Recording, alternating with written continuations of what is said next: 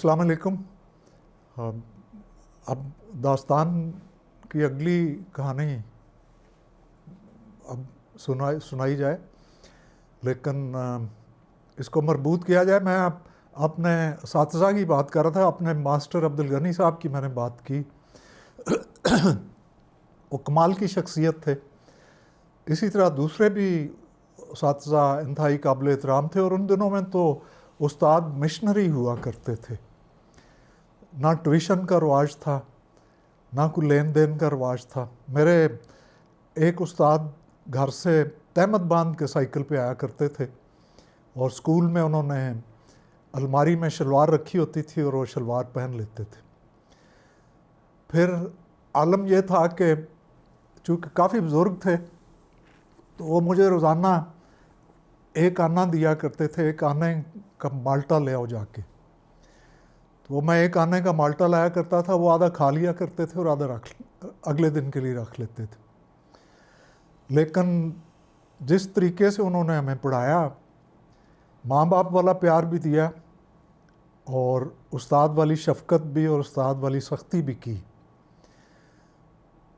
और उनके एहसानात ये कौम भुला नहीं सकती, क्योंकि पाकिस्तान का जो बेस बना वो इन्हीं तहमत वाले धोती वाले साथी ने बनाया था।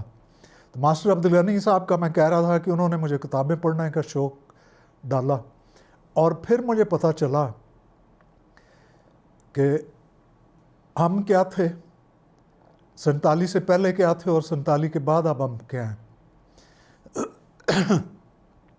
मेरे वालिद, दादा, नाना, चचा, मामू, कज़न्स सब के सब फ़ौजी लोग थे।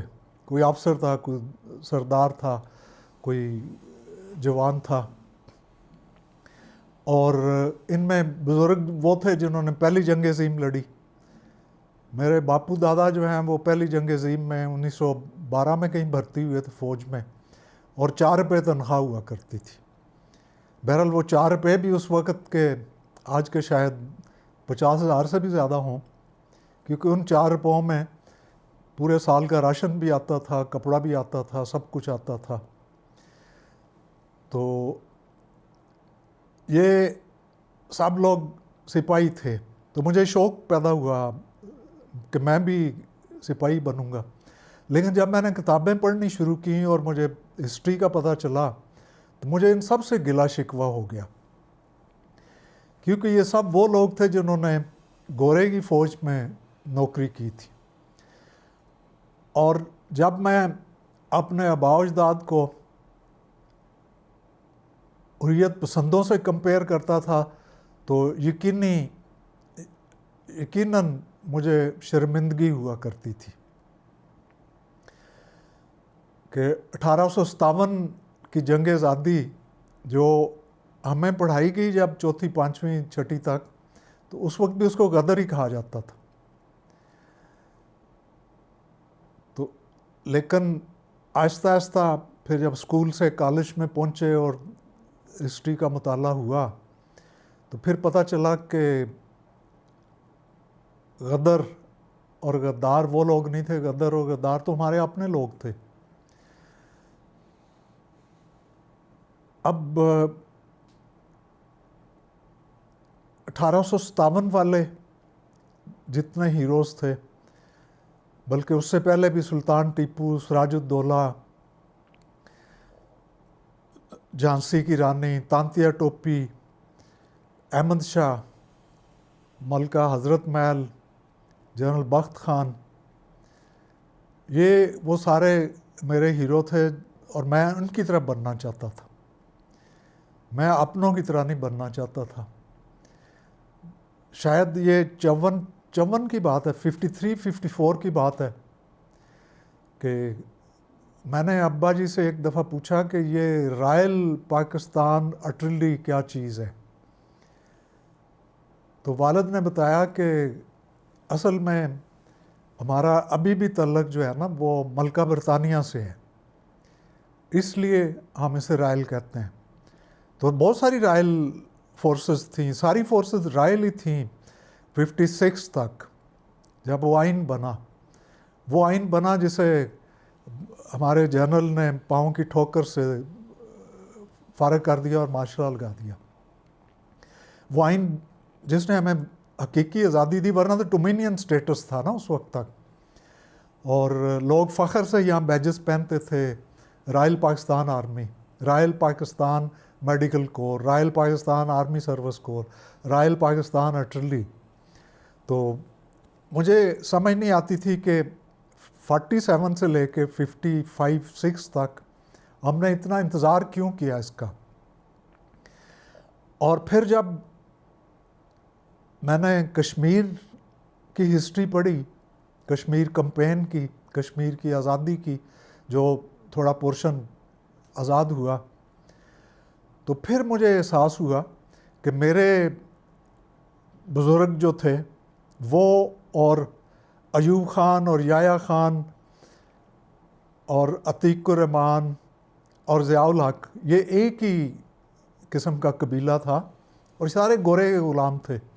और 47 से पहले भी उसके ग़ुलाम थे और 47 के बाद भी उसकी रवायात के ग़ुलाम रहे।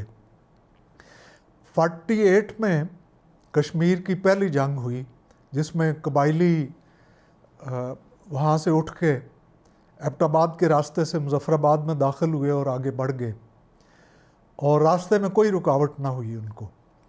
उस वक्त कायद-ए-आज़म बड़े परेशान थे और वो कराची से उठ के तो यहाँ लाहौर में आ बैठे गवर्नर हाउस में, और उन्होंने लियाकत के ज़रिए और सरदार अब्दुर्रब निश्तर और गुरमानी के ज़रिए फ़ौजियों को ये पैगाम दिए कि तुम में से जो भी कश्मीर में जाना चाहता है वो चला जाए, बाद में हम उसको वापस भी लेंगे, उसको रैंक भी देंगे, प्रमोशन भी देंगे।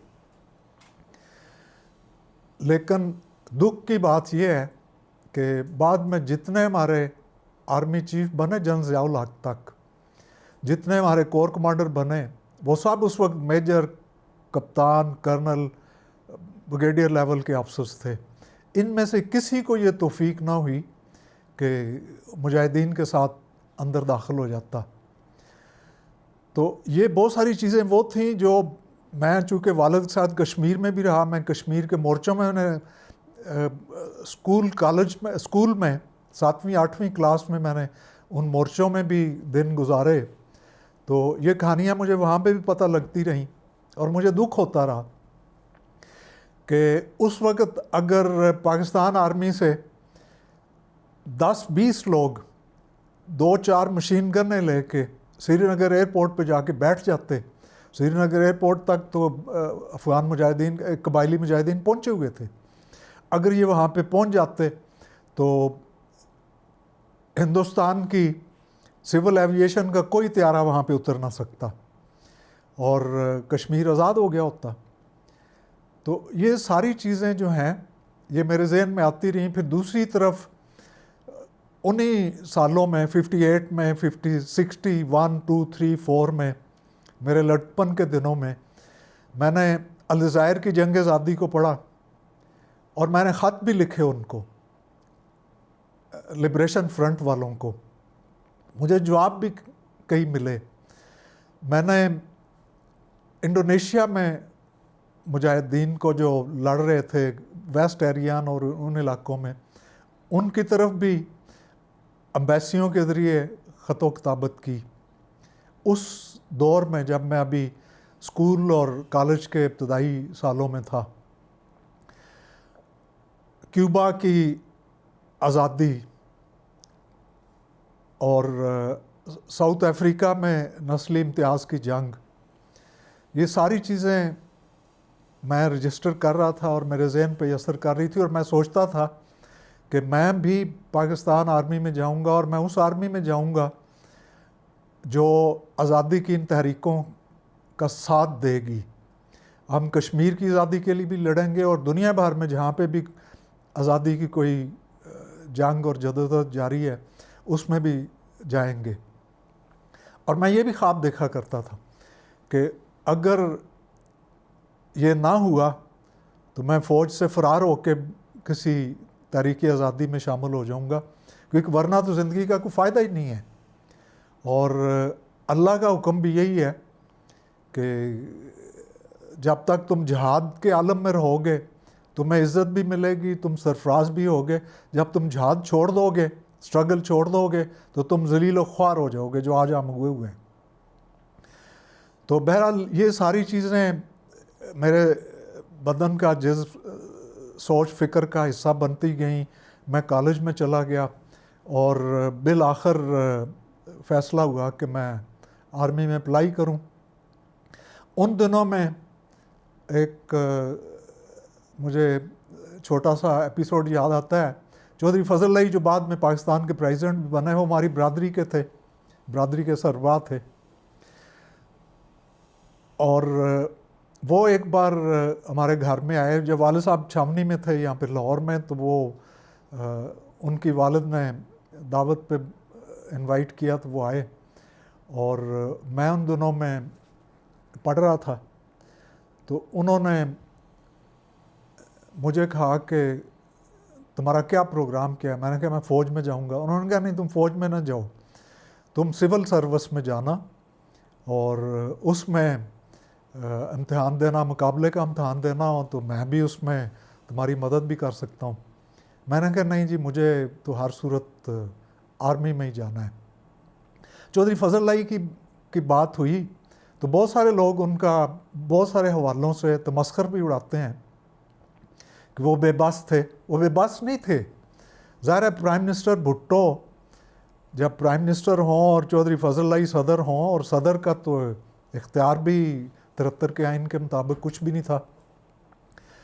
तो चौधरी फजल लाई की एक बात मुझे याद आती है कि जब वो फारग हो रहे थे तो जनरल ज़िया ने उनको 4 मुरब्बे ज़मीन ऑफ़र की, और ये उन्होंने ख़ुद मुझे बताया था जब प्रेसिडेंट हाउस में थे अभी और मैं उनसे मिला था। तो उन्होंने कहा कि मुझे 4 मुरब्बे इन्होंने ऑफ़र किए हैं जो मैंने इनकार कर दिया है कि ये नाजायज़ चीज़ है, मैं बिल्कुल नहीं लूँगा। चौधरी फजल लाई एक छोटे से किसान के बेटे थे, तो लेकिन 4 मुरब्बे तो बड़ी बात है। उन दिनों में जर्नैलों को 10-10 मुरब्बे ज़मीन मिल रही थी सिंध में और बॉर्डर पे मतरूका ज़मीनें जो थीं, लेकिन चौधरी साहब ने इनकार कर दिया। तो मैं समझता हूँ कि मेरी दास्तान में इसका ज़िक्र भी आना चाहिए, क्योंकि इस हवाले से वो बड़े एक बाइज़्ज़त और बावकार इंसान थे जिन्होंने मुझे भी ऑफ़र की कि तुम सिविल सर्विस में जाना चाहो तो मैं तुम्हारी मदद करूँगा। बहरहाल मेरे ख्वाब तो आर्मी के ही थे और बिल आखिर मैं आर्मी में सेलेक्ट हुआ। और एक वक्त आया जब मैं लाहौर से रुखसत होके तो पाकिस्तान मिलिट्री एकेडमी में पहुंचा। और पाकिस्तान मिलिट्री एकेडमी में क्या हुआ, वो एक बिल्कुल नई दुनिया थी जिसका हाल मैं आपको इंशाल्लाह अगली किस्त में बताऊंगा। Thank you very much.